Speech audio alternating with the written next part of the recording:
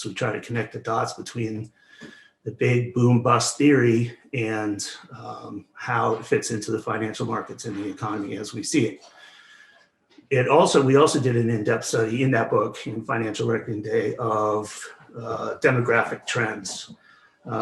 It's apparent if you study demographics at all that the West is getting older at an alarming rate, while much of what we call the emerging markets are growing younger because there's a lot more people coming into the world in larger families in less developed countries than what's happening in much of the Western world. Japan was kind of leading the way in the aging of society. We did an in-depth study of Japan and then extrapolated that to what we expect will continue to happen here in the United States. That book led to a second kind of a follow-up to Financial Reckoning Day, which we titled Empire of Debt. And we looked at the history, mostly of the 20th century, leading into the 21st century, of how the government developed to support what we called an imperial money, the dollar, which then became the reserve currency of the world, and adapted itself to deficit spending. And then we saw a massive increase in, especially since Reagan in the 80s, we've seen a massive increase in not only deficits year over year, but just a growing financial debt, which hasn't well, especially during the pandemic, has gone into overdrive and is even more alarming now than it was. When we initially started writing the book, it was 2005.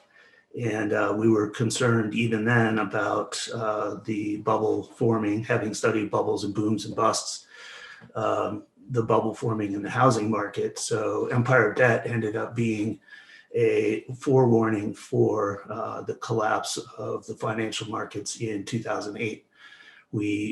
Ultimately, the published date on the book is 2006, so we were 2 years ahead of time. And if you had been following our advice at that time, you would have seen that many of the trends that we saw developing in the economy did in fact play out in 2008, 2009, and ushered our entire economy into what is known as the bailout period.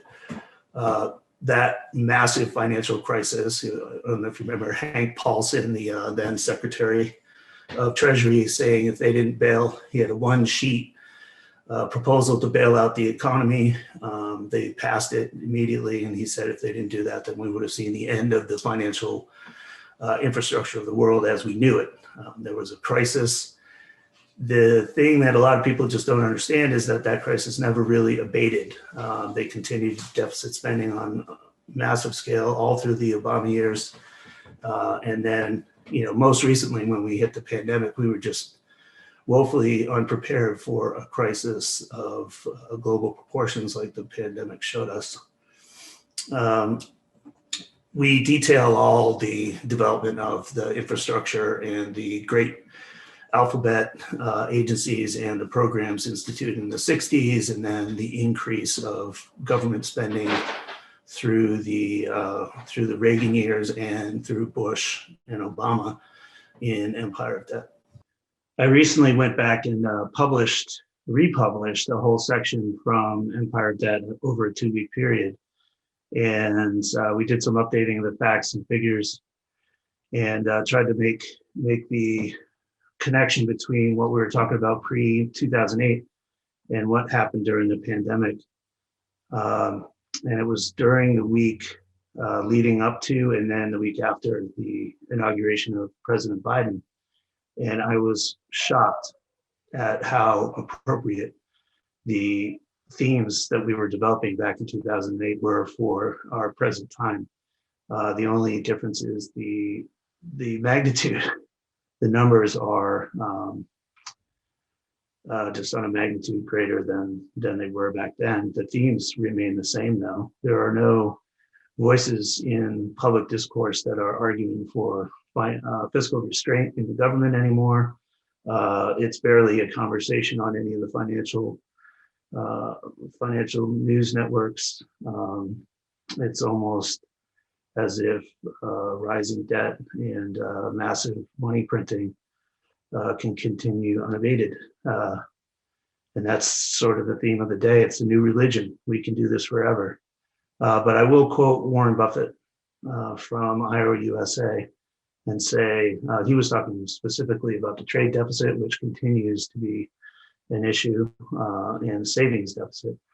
But on the national debt, what Buffett had said was, we're a prosperous country. We can do this for on a large scale, and we can do it for a long time, but we can't do it forever.